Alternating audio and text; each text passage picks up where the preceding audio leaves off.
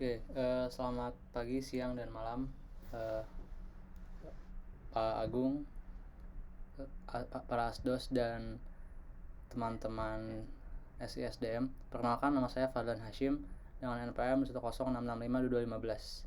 Kali ini saya akan menjelaskan tentang Lab 7 SISDM mengenai attendance, timesheets, contract, dan overtime pada ODO 16. Oke, langsung kita mulai ya. Nah, jadi ketiga modul tersebut itu akan memudahkan perusahaan dalam bertransformasi secara digital. Kita akan mulai dari modul attendance. Nah, pertama, login sebagai admin, pastikan bahwa modul attendance itu telah diaktifkan. Tandanya adalah sudah terinstall. Nah, setelah itu kita akan melakukan simulasi check-in dan check-out. Jadi kita akan menggunakan tiga akun karyawan yang berbeda. Di sini saya menggunakan Siti, Aris, dan Petra. Nah, jadi ini ketika Siti melakukan check-in, kita akan dapat melihat jam kapan dia check-in. Terus juga Aris juga ada jamnya, dan juga Petra. Nah, setelah itu kita akan melakukan check-out. Nanti akan terlihat juga nih jam berapa mereka melakukan check-out dan berapa lama durasi mereka bekerja antara check-in dan check-out. Misalnya di sini Siti check-out jam sekian, maka terhitung 4 menit bekerja. Lalu juga untuk Aris dan juga untuk Petra. Oke, jadi itu cara untuk check-in dan check-out melalui modul attendance. Nah, dengan demikian kita bisa melihat data reporting dari riwayat kehadiran karyawan. Misalnya di sini kita login sebagai admin, terus kita masuk ke halaman reporting. Nah, di sini ada muncul nih data yang tadi. Jadi Siti, Aris, dan Petra pada tanggal 3 November itu melakukan check-in jam sekian, check-out jam sekian, dan memiliki jam bekerja sebanyak sekian gitu. Ini lengkap nih datanya. Nah, cuman kadang kita mungkin membutuhkan cara untuk memasukkan kehadiran karyawan yang sangat banyak, dan itu kan nggak mungkin kalau kita manual gitu. Nah, ini ada fitur import data kehadiran menggunakan Excel kalau di satu yang ini. Jadi yang pertama itu pastikan kita sudah mempunyai datanya. Misalnya datanya seperti ini ya, yang saya gunakan copy of attendance. Jadi sama sih, ada employee, check-in, check-out, dan work hours. Habis itu unduh sebagai Excel. Nah, setelah itu kita bisa masuk ke di halaman tadi ya, modul attendance. Kita ke import records dan pilih dan tekan import records di dalam menu favorites. Nanti akan diarahkan ke halaman untuk upload. Nah, kita upload tadi Excelnya. Terus jangan lupa untuk test. Nanti jika sudah everything seems valid, berarti itu sudah sesuai datanya dan kita bisa langsung import. Nanti ketika sudah diimport, datanya akan seperti ini. Jadi udah dimasukkan nih datanya dengan lengkap. Mudah kan? Nah, selanjutnya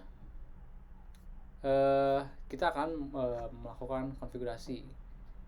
Jadi kita masuk ke halaman configurations di dalam modul attendance dan kita isi fields yang ini, extra hours. Jadi ini akan digunakan nanti untuk overtime. Jadi ada count extra hoursnya dimulai dari tanggal berapa. Kita setnya tanggal 30 bulan Agustus tahun 2024. Terus ini ada dua, tolerance times in favor dan of company dan juga of employee. Jadi kita pasang 90 menit untuk yang company dan 20 menit untuk yang employee. Nanti ini untuk penjelasannya akan dijelaskan di akhir ya, pada saat pertanyaan. Nah, jika sudah, kita bisa mengakses halaman reporting. Dan tadi kan kita bentuknya sebuah list aja ya, sebuah list table gitu. Nah, ini kita juga bisa melihat dalam bentuk chart. Nah, jadi di halaman reporting juga ini ada sebuah chart. Jadi untuk menunjukkan data kehadiran karyawan. Misalnya di sini Siti pada tanggal 23 itu bekerja sebanyak 12, sekian jam. Terus pada tanggal 24 Siti bekerja 10 jam. Aris pada tanggal 23 dan Petra pada tanggal 23 itu nggak bekerja karena kosong, nggak ada warnanya. Waris kan warnanya oranye, Petra warna biru muda. Sedangkan tanggal 24 mereka sama-sama bekerja sekitar 8 jam ya, 8-9 jam lah ini di sini tengah-tengah. Seperti itu cara membaca chartnya. Nah, oke, kita lanjut ke modul timesheets. Nah, pastikan juga udah teraktivasi ya. Kesini kita login sebagai administrator, sudah terinstall. Nanti kita bisa input data timesheets. Jadi loginnya sebagai kepala seksi. Nah, cuman karena user saya itu Siti, dia adalah kepala seksi sales, akhirnya saya memilih Sinta selaku atasan Siti sebagai kepala seksinya Siti gitu. Jadi sini saya login sebagai Sinta, lalu saya mengakses modul timesheets. Karena masih kosong, jadi masih seperti ini tampilannya. Lalu kita bisa tekan tombol new ya, tombol new di atas tadi, dan kita buatlah 2 buah timesheets. Dan di sini kita pastikan memiliki durasi sebanyak 12 jam 17 menit. Jadi ini adalah hasilnya. Jadi saya bikin timesheets di tanggal 23 September. Jadi yang pertama ada project reporting dan 2 ada project client meeting. Masing-masing memiliki task dan description dan juga jam pekerjanya. Durasinya ada yang 6 jam dan ada yang 6 jam 17 menit. Nah, jadi ini disesuaikan ya dengan divisi dari kepala seksinya. Saya divisi sales, jadi timesheetnya juga berhubungan dengan sales. Selanjutnya, baik lagi, kadang kita ada kebutuhan untuk import data. Misalnya ada banyak data nih yang mau dimasukkan gitu. Jadi kita bisa menggunakan import, dan sebelumnya kalau memudahkan pastikan juga kita sudah menyiapkan project-projectnya yang ada di dalam nanti di dalam data yang akan diimpor supaya nggak error. Jadi saya udah buat 3 proyek di sini: client meeting, product training, dan reporting. Nah, di sini kita bisa ke modul timesheets, habis itu pilih import records pada menu favorites, sama ya kayak tadi. Lalu kita unggah CSV-nya dan tekan tombol tes terlebih dahulu ya. Nanti kalau udah valid, maka tiap-tiap data ini akan dipetakan ke kolom date, project, task, description, dan quantity. Nah, ini nggak error karena project-project yang ada di dalam data yang akan diimpor itu sudah tersedia. Man kadang bisa error dan ada pilihan, yaitu nggak jadi impor atau auto create data yang nggak ada. Misalnya ada project yang belum ada di Odoo-nya, nah itu kita bisa pilih ketika impor dan data yang nggak ada bisa dibikinkan oleh Odoo, jadi auto create dan bisa tetap jalan impornya gitu. Nah, ini hasilnya ketika sudah diimpor, saya sudah masuk semua. Oke, lanjut. Nah, kita akan masuk ke modul overtime. Jadi pertama kita perlu mengunduh dulu modul overtime-nya dari sebuah link. Pastikan versinya sama ya, Odoo 16. Terus masukkan folder HRMS overtime dan yang lainnya yang ada di dalam zip itu ke dalam directory add-ons di dalam konfigurasi yang kita miliki di device lokal. Nah, setelah itu kita tambahkan baris ini, 3 baris ini di manifest.py pada bagian depends yang ada di dalam OHRMS core. Nah, kayak gini hasilnya. Dan pastikan juga untuk install Pandas karena modul overtime ini dia menggunakan Pandas under the hood. Nah, caranya itu seperti ini untuk menginstal Pandas. Jadi kita akan mengeksekusi pip install Pandas di dalam kontainer Odoo Web gitu. Cuman saya nggak perlu install lagi karena dulu di lab sebelumnya itu udah pernah ada yang pakai Pandas dan udah diinstal, jadi sudah aman. Nah, lanjut kita bisa langsung update app list sebagai admin. Nanti akan muncul nih modul Open HRMS Overtime, bisa langsung diactivate tuh. Nah, ini tampilannya nih kalau udah aktif. Habis itu kita bisa langsung ke akses modul overtime request. Ini masih kosong ya. Nah, sebelum kita mulai ke skenario overtime, pastikan juga untuk membuat kontrak employee. Nah, di sini saya login sebagai admin, terus ke manage users. Nanti sini saya mengeset kepala divisi Sinta sebagai administrator pada modul contracts. Nah, jika sudah, saya akan login kembali sebagai kepala divisi. Lalu akan saya buatkan kontrak untuk anak buahnya saya, employee saya yang akan nanti request overtime, yaitu Siti. Karena masih kosong nih, 0 kontrak, jadi kita tekan 0 kontrak ini, terus masuklah ke halaman ini. Nah, ini masih kosong ya, kita bisa bikin yang baru itu dengan tombol create ini ditekan.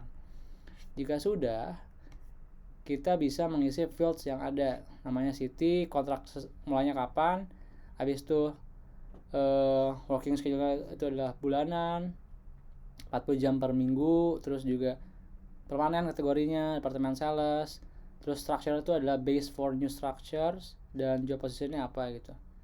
Juga dengan HR responsible-nya itu Hana pas waktu dulu awal direkrut.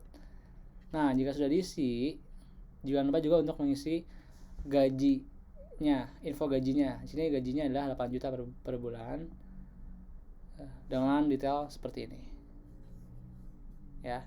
Nah, jika sudah, tekanlah tombol running, maka akan jalan kontraknya.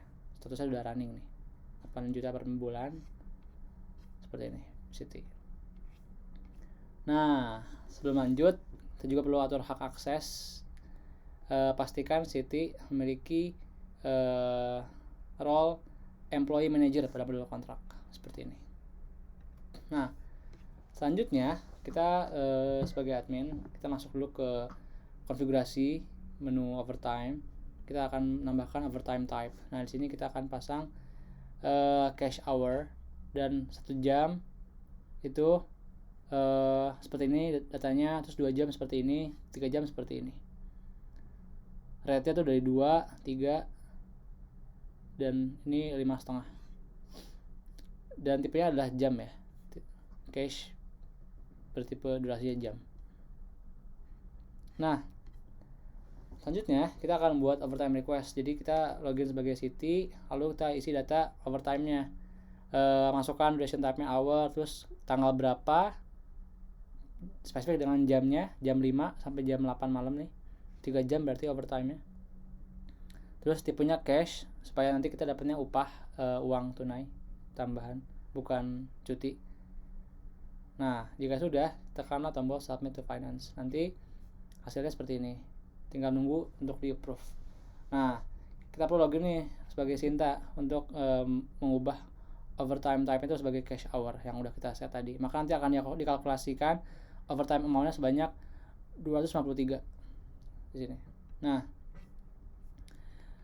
sebelum kita approve dan atau reviews, kita perlu cek dulu nih apakah benar dia telah melakukan overtime. Nah, ceknya di modul attendance, menu reporting, dan kita cek ternyata benar nih pada tanggal 23 Siti itu telah bekerja sebanyak 12 jam, dan itu sudah masuk dengan overtime dan sesuai dengan data yang dia masukkan. Oleh karena itu kita bisa approve di sini, approve, tekan tombol approve, nanti statusnya menjadi approve. Nah, untuk mengecek apakah sudah dibayarkan atau belum, kita masuk ke modul payroll, dan di sini kita bisa bikin new, tekan tombol new, dan kita isi nih menu untuk employee Siti kapan periodenya, Oktober ya, karena pas dia ngajuin itu pas di bulan Oktober. Terus di sini akan muncul nih other inputs, yaitu overtime, karena tadi udah dimasukkan ya, ada overtime 3 jam, dan di atasnya ini gaji normal sih. Oke. Terus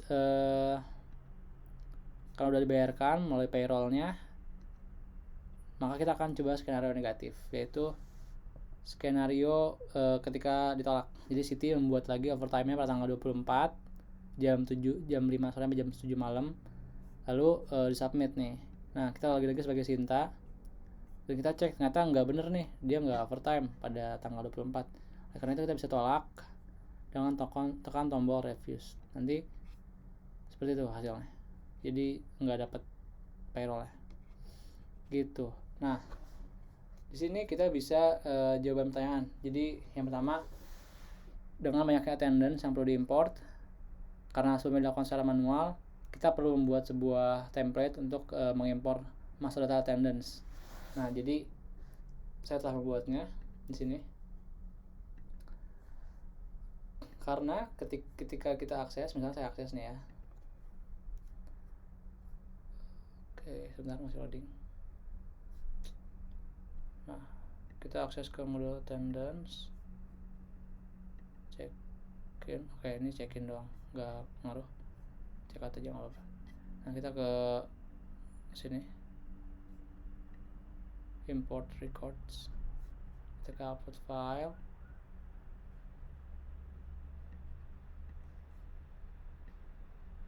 Nah, kita cek ya, ternyata hanya ada 4 field saja yang digunakan di sini. Bahkan yang work hours ini nggak digunakan sih. Jadi cuma ada 3, employee, check in, dan check out. Oleh karena itu sini ada 4 sesuai dengan yang tadi. Jadi employee ini bakal dimasukin ke tadi yang employee, terus check in, check out, ke check out. Yang ini kita bisa hapus aja karena nggak dipakai. Sini nggak dipakai, nggak ada field work hours gitu. Jadi ini datanya. Terus untuk yang kedua, perbedaan antara tolerance time in favor of company dan tolerance time in favor of employee. Nah, bedanya adalah kalau misalnya in favor of company, ini merupakan benefit sebuah company. Jadi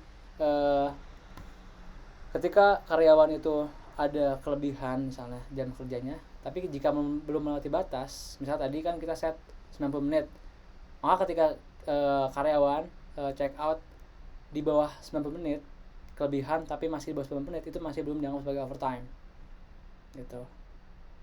Jadi ini benefit untuk company-nya. Tapi kalau misalnya in favor of employee, itu benefit untuk employee-nya. Misalnya kita set tolerance time in favor of employee itu 20 menit. Jadi ketika ada karyawan yang bekerja, itu misalnya durasi kerja itu kurang dari total durasi yang ditentukan, tapi masih kurang dari 20 menit, itu masih tidak dikenakan penalti gitu.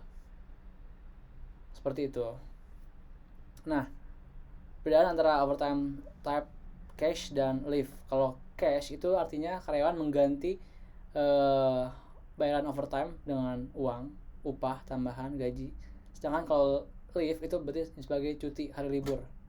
Nah, jadi ini tergantung karyawannya mau yang cuti atau mau yang libur, atau mau yang uang gitu.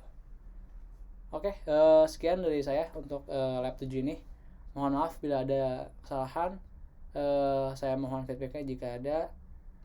Terima kasih banyak.